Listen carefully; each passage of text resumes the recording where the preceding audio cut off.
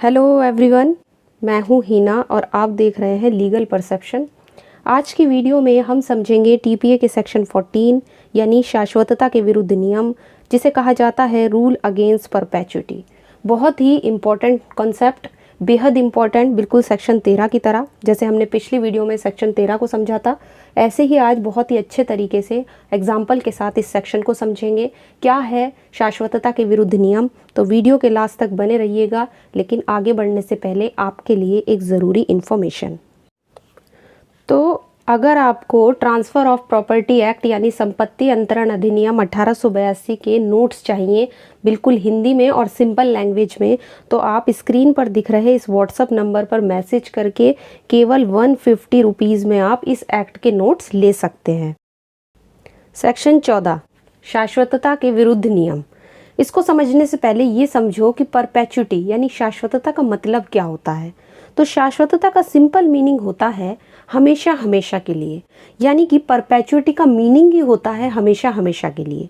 और शाश्वतता के विरुद्ध जो नियम है जो हमें सेक्शन 14 में दिया गया है टीपीए के, वो यही कह रहा है कि आप पीढ़ी दर पीढ़ी अंतरण नहीं कर सकते हो। मतलब आप अगर कोई ट्रांसफ़र कर रहे हो तो आप हमेशा हमेशा के लिए एक ही फैमिली में, एक ही ख़ानदान में उस प्रॉपर्टी को नहीं रोक सकते हो, उसका ट्रांसफ़र आपको करना पड़ेगा। अब सिंपली अगर हम इस सेक्शन को पढ़ें तो ये सेक्शन थोड़ा, मतलब जब आप बेयर एक्ट की लैंग्वेज में पढ़ते हो तो बहुत ही ज़्यादा इसकी जो लैंग्वेज है वो थोड़ी सी डिफ़िकल्ट लगती है। बट सिंपल वर्ड्स में पहले इसको समझ लेते हैं, फिर इसको पहले रीड करेंगे, फिर समझेंगे। तो कोई भी संपत्ति अंतरण ऐसा हित सृष्ट करने के लिए लागू नहीं हो सकता जो ऐसे अंतरण की तारीख पर जीवित एक या अधिक व्यक्तियों के जीवन काल के और किसी व्यक्ति की जो उस अवधि की समाप्ति के समय भी अस्तित्व में हो, जिसे अगर वह पूर्ण व्यय प्राप्त करे तो वह सृष्ट हित मिलना हो, अप्राप्त व्ययता के बाद प्रभावी होना है। अब यहाँ पे इसको पढ़ने के बाद सिंपली ये सेक्शन हमें क्लियर नहीं हो पाता है, तो इसलिए हम इसको एक एग्जांपल से समझेंगे कि बेसिकली ये सेक्शन क्या कह रहा है। तो एग्जांपल देखो, मान लो ए है, ए के पास अपनी बहुत सारी प्रॉपर्टी है या वो किसी प्रॉपर्टी का मान लो मालिक है। अब वो क्या करता है, अपने बेटे बी को लाइफ इंटरेस्ट देता है। मतलब वो अपने बेटा, जो उसका बेटा है, जो उसका सन है बी, उसको प्रॉपर्टी ट्रांसफ़र करता है, बट सिर्फ उसकी लाइफ के लिए। मतलब वो लाइफ में उस प्रॉपर्टी को एंजॉय कर सकता है, उसको यूज़ कर सकता है, बट उसको ट्रांसफ़र नहीं कर सकता। ये होता है लाइफ इंटरेस्ट, उसको जीवन हित उसने दिया। बी किसी को ट्रांसफ़र नहीं कर सकता। बी के बाद आता है सी, जो ए का ग्रैंड सन है यानी कि पोता है। अब ए ने क्या किया, पहले बी को दी प्रॉपर्टी, बी के बाद प्रॉपर्टी जाएगी सी को। ठीक, अब बी किसी को ट्रांसफ़र नहीं कर सकता, ना किसी को उस प्रॉपर्टी को बेच सकता है, ना किसी को और किसी तरीके से ट्रांसफ़र करता है, क्योंकि उसे पता है कि मेरे बाद प्रॉपर्टी मेरे सन को जाएगी यानी कि सी को जाएगी। इसी तरह सी के बाद प्रॉपर्टी जाएगी डी को। ए ने क्या किया, पहले प्रॉपर्टी बी को दी, उसके बाद सी को दी जो उसका ग्रैंड सन है, और सी के बाद प्रॉपर्टी जाएगी उसके सन को यानी कि जो सी का बेटा है डी को। इसके बाद डी के बाद जाएगी ई को, ई के बाद जाएगी एफ को। तो इस तरीके से ये पूरी चेन बन रही है। तो यहाँ पर ना तो उस प्रॉपर्टी को बी बेच सकता है, ना किसी और तरीके से ट्रांसफ़र कर सकता है, ना सी किसी को ट्रांसफ़र कर सकता है, ना डी कर सकता है, ना ई कर सकता है, क्योंकि इन सब में हर किसी को पता है कि मेरे बाद प्रॉपर्टी जो है वो अगले जो पर्सन है उसको जाने वाली है। तो यहाँ पर एक तरीके का ये रेस्ट्रिक्शन लगा दिया गया है, क्योंकि कुछ लोग ये सोचते हैं कि जो हमारी प्रॉपर्टी है वो हमारे ख़ानदान में ही बनी रहे, हमारी फैमिली में ही बनी रहे।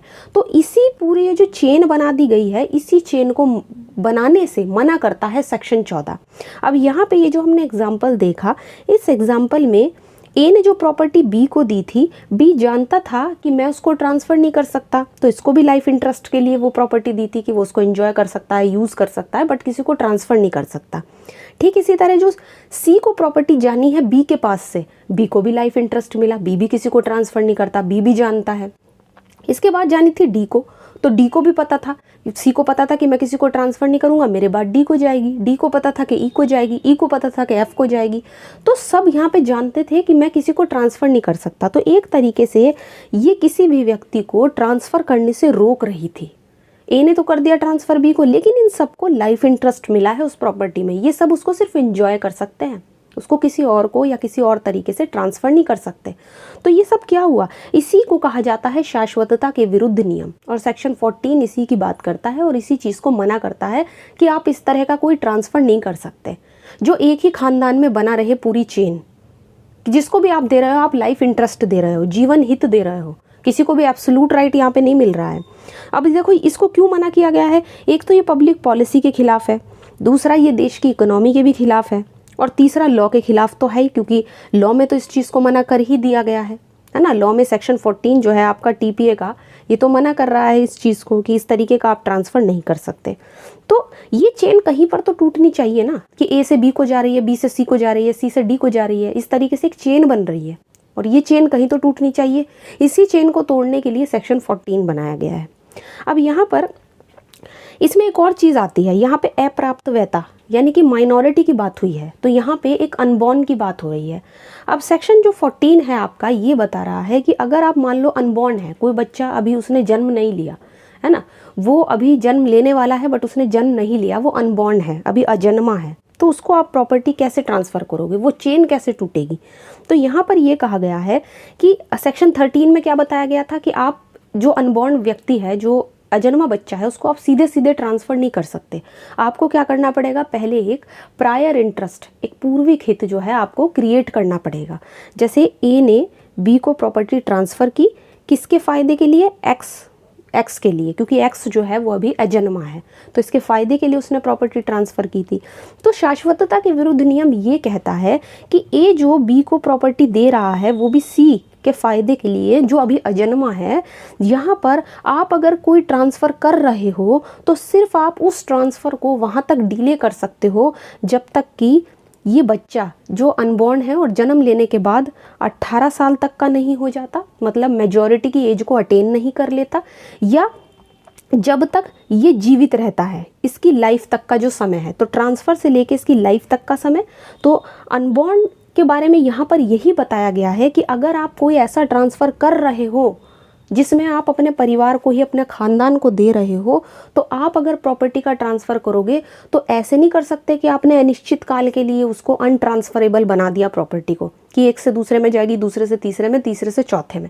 इस तरीके का आप ट्रांसफ़र नहीं कर सकते। लेकिन अगर आपको अनबॉर्न के केस में किसी अजन्मे के संबंध में ट्रांसफ़र को डिले करना है, तो आप सिर्फ इतना ही डिले कर सकते हो कि अगर बी को प्रायर इंटरेस्ट दिया गया, बी को पूर्विक हित दिया गया, तो जब तक वो जीवित रहता है, या तो उसकी लाइफ पीरियड तक, उसका जब तक उसका लाइफ का पीरियड है, आप तब तक डिले कर दो उस ट्रांसफ़र को, या फिर बच्चे के लिए, जिस अनबॉर्न के लिए प्रॉपर्टी ट्रांसफ़र की गई थी, जब तक वो 18 ईयर्स का नहीं हो जाता। लेकिन 18 ईयर्स की अगर मैं बात करूँ तो कुछ केसेस में मेजॉरिटी की जो एज है वो 18 की जगह 21 साल भी मानी जाती है। तो बस इतना ही आप डिले कर सकते हो, यही कहता है आपको सेक्शन 14। और इसमें बस इम्पॉर्टेंट जो पॉइंट है वो यही है कि एक तो आप पीढ़ी दर पीढ़ी किसी को अंतरण नहीं कर सकते, ठीक, पीढ़ी दर पीढ़ी अंतरण नहीं करोगे। और दूसरी चीज़, अनबॉर्न के केस में आप दो ही चीज़ तक, बस दो ही बातों में डिले कर सकते हो प्रॉपर्टी के ट्रांसफ़र को, या तो जिस व्यक्ति को आपने पूर्विक हित दिया है, जैसे यहाँ पे बी को पूर्विक हित दिया गया है, वो भी एक्स बच्चे के अनबॉर्न है जो अभी उसके फ़ायदे के लिए, तो उसकी लाइफ पीरियड तक आप डिले कर सकते हो प्रॉपर्टी ट्रांसफ़र करने से, और जब तक ये बच्चा 18 साल का नहीं हो जाता जो अभी अजन्मा है। लेकिन ध्यान रखना है कि कुछ केसेस में 18 साल की जगह 21 साल भी मेजॉरिटी की एज यहाँ पे मानी जाती है। अच्छा, ये सब समझा कि शाश्वतता के विरुद्ध नियम एक तो हमारा पीढ़ी दर पीढ़ी अंतरण करने से रोक रहा है, कि आप किसी को भी करोगे तो पीढ़ी दर पीढ़ी आप अंतरण नहीं कर सकते हो, ये ज़रूरी बात है। अब अगर हम इसको शॉर्ट में देखें तो ये सेक्शन बस हमारा यही बोल रहा है कि दो चीज़ें हमें देखनी हैं, कि जब भी आप किसी को प्रॉपर्टी ट्रांसफ़र करोगे तो आप ये देखो कि पहले की लाइफ, पहले वाले व्यक्ति की लाइफ, जो प्रायर इंटरेस्ट जिसको दिया गया है ना, जैसे हमने अपने एग्जाम्पल में देखा कि बी है, ए जो है वो फादर है और बी जो है वो सन है, तो इसको जो लाइफ इंटरेस्ट दिया गया है, इसके बाद किसको मिलना था, सी को मिलना था। तो अगर आप प्रॉपर्टी ट्रांसफ़र कर रहे हो तो जब तक या तो बी की डेथ नहीं हो जाती, ठीक, जब तक आप डिले कर सकते हो वो ट्रांसफ़र, और उसके बाद जो सी को प्रॉपर्टी जानी है, जो भी एजन्मा है ना, क्योंकि पिता के बाद बेटे को प्रॉपर्टी जाती है, तो जब तक ये 18 साल का नहीं हो जाता, ये मेजॉरिटी की एज को अटेन नहीं कर लेता, तब तक ही आप इस चीज़ को डिले कर सकते हो ट्रांसफ़र को। क्योंकि जब कोई अनबॉर्न जन्म ले लेता है तो जन्म लेने के बाद जिसके पास लाइफ इंटरेस्ट था, उससे जब प्रॉपर्टी किसी अजन्मे को जाती है तो पूरा का पूरा एब्सोल्यूट इंटरेस्ट उसके पास जाता है, उस बच्चे के पास जाता है। जैसे कि मैंने आपको सेक्शन 13 में भी बताया था कि जब आप किसी को पूर्विक हित देते हो किसी बच्चे के फ़ायदे के लिए प्रॉपर्टी में, तो बच्चे को जब प्रॉपर्टी जाएगी तो वो पूरा का पूरा एब्सोल्यूट इंटरेस्ट जाएगा, उस बच्चे को लाइफ इंटरेस्ट नहीं जाएगा। उसके पास पूरा राइट आ जाता है उस प्रॉपर्टी का, चाहे वो उसको बेचे, चाहे किसी भी तरीके से वो उसको ट्रांसफ़र करे। तो बस सेक्शन 14 यही कहता है कि आप सिर्फ प्रॉपर्टी को 2 ही सूरतों में डिले कर सकते हो ट्रांसफ़र करने से। ऐसा नहीं है कि आपने हमेशा हमेशा के लिए उसको ट्रांसफ़र करने पर रोक लगा दी, आप हर किसी को लाइफ इंटरेस्ट ही दे रहे हो। ठीक, पहले वाले की लाइफ ख़त्म नहीं हो जाती तब तक आप डिले कर सकते हो, और दूसरा जब तक माइनर जो है वो मेजर नहीं हो जाता, वो मेजॉरिटी की एज को अटेन नहीं कर लेता। तो यहाँ पे पीढ़ी दर पीढ़ी ट्रांसफ़र करने से मना किया गया है। आई होप ये सेक्शन आपको क्लियर हो गया होगा। अब बात कर लेते हैं इसमें केस लॉ की। सौंदराराजन वर्सेस नटराजन 1925 का केस है, बेहद इंपॉर्टेंट केस। इस मामले में कोर्ट ने बहुत ही सिंपल वर्ड्स में रूल अगेंस्ट परपेचुटी यानी शाश्वतता के विरुद्ध नियम का रिजल्ट बताया था। उन्होंने कहा था कि प्रॉपर्टी का निहित होना अजन्मे व्यक्ति की जो मेजॉरिटी की एज है, मतलब जब तक वो मेजर नहीं हो जाता उसकी मेजॉरिटी की एज के बाद आप स्थगित नहीं कर सकते हो। जैसे ही वो मेजर हुआ उसे सारा का सारा एब्सोल्यूट राइट उस प्रॉपर्टी में मिल जाएगा। ऐसा नहीं है कि आप सिर्फ उसको भी लाइफ इंटरेस्ट दो, उसे भी सिर्फ लिमिटेड राइट दो, नहीं, उसको पूरे के पूरे एब्सोल्यूट राइट मिलेंगे उस प्रॉपर्टी में। और जब वो 18 ईयर की एज अटेन कर लेता है तो उसके बाद उसको ये राइट होता है कि वो प्रॉपर्टी को बेच भी सकता है और उसे जैसे चाहे वैसे ट्रांसफ़र कर सकता है। अब इसका हम एक एक्सेप्शन देखेंगे सेक्शन 14 का, जिसमें बताया गया है कि अगर आप पब्लिक वेलफेयर के लिए लोक लाभ के लिए आप अगर कोई परपेचुअल ट्रांसफ़र करना चाहते हो, शाश्वत अंतरण करना चाहते हो, तो आप कर सकते हो। ये यहाँ पे मना नहीं किया गया है और यही आपका जो एक्सेप्शन है दिया गया है टीपीए के सेक्शन नंबर 18 में। पता होना चाहिए कि इसका एक्सेप्शन कहाँ पर दिया गया है। सेक्शन नंबर 18 जो है, इसके अलावा आप एक और चीज़ ये है कि सेक्शन 16, सेक्शन 17 और आपका की तरह ही सेक्शन 14 की तरह ही सेक्शन 18 पर भी लागू नहीं होती। जैसे 16 पर नहीं लगता सेक्शन 14, 17 पर नहीं लगता, इसी तरह ही 18 पे भी ये लागू नहीं होता। ठीक है ना। सेक्शन 14, 16, 17 के जो प्रोविजंस हैं वो सेक्शन 18 पर लागू नहीं होते। तो यहाँ पे ध्यान रखना है कि 16, 17 के प्रोविज़न तो हम बाद में मतलब अभी पढ़ेंगे। 15 और 16 तो मैं आपको इसी में बता दूंगी, 17 जो है वो हम अलग वीडियो में डिस्कस करेंगे। तो इसका एक्सेप्शन याद रखना है कि अगर आप पब्लिक वेलफेयर के लिए करते हो परपेचुअल ट्रांसफ़र तो आप कर सकते हो। अब हम डिस्कस करेंगे सेक्शन 15 और सेक्शन 16 को। सबसे पहले सेक्शन 15 समझो कि क्या कह रहा है। सेक्शन 15 के हिसाब से अगर देखा जाए तो उस वर्ग को अंतरण जिसके कुछ व्यक्ति सेक्शन 13 और 14 के अंतर्गत आते हैं। यहाँ पे ये बताया गया है सिंपल वर्ड्स में, मैं अगर आपको बताऊं कि जब हम 2 से 3 लोगों को ट्रांसफ़र करते हैं, मान लो 3 से 4, 5 लोगों को आपने प्रॉपर्टी ट्रांसफ़र की, बट जिनको आपने प्रॉपर्टी ट्रांसफ़र की है उनमें से कुछ लोग ऐसे हैं जिनके संबंध में सेक्शन 13 और 14 के अंतर्गत जो आपने ट्रांसफ़र किया था वो फेल हो गया, मतलब उनके संबंध में वो वॉइड है जिनको आपने किया था। मान लो 4 लोग हैं, ए, बी, सी और डी। इन 4 लोगों को आपने ट्रांसफ़र किया। 4 लोगों में से जो ए और बी हैं उनके संबंध में जो ट्रांसफ़र है वो सेक्शन 13 और 14 का उल्लंघन कर रहा है जो आपने ट्रांसफ़र किया, तो वो तो हो जाएगा वॉइड हो जाएगा, शून्य हो जाएगा, वो प्रभावी नहीं होगा, इफेक्ट में नहीं आएगा। लेकिन सी और डी को जो आपने ट्रांसफ़र किया वो बिल्कुल वैलिड रहेगा, क्योंकि इनके संबंध में थोड़ी ना फेल हुआ है। फेल किसके संबंध में हुआ? सिर्फ ए और बी के। तो बस ये यही कह रहा है कि जब आप किसी वर्ग को, वर्ग मतलब क्लास, और क्लास का मतलब आप कई सारे लोगों को जब ट्रांसफ़र कर रहे हो, और ट्रांसफ़र करने के साथ ही आप ये देखते हो कि कुछ लोगों के संबंध में सेक्शन 13 और 14 के अगेंस्ट है ये जो हमने ट्रांसफ़र किया है, तो उनके संबंध में वॉइड हो जाएगा और बाकी के संबंध में वैलिड रहेगा। बस इतना ही यहाँ पर बताया गया है। नेक्स्ट है सेक्शन 16।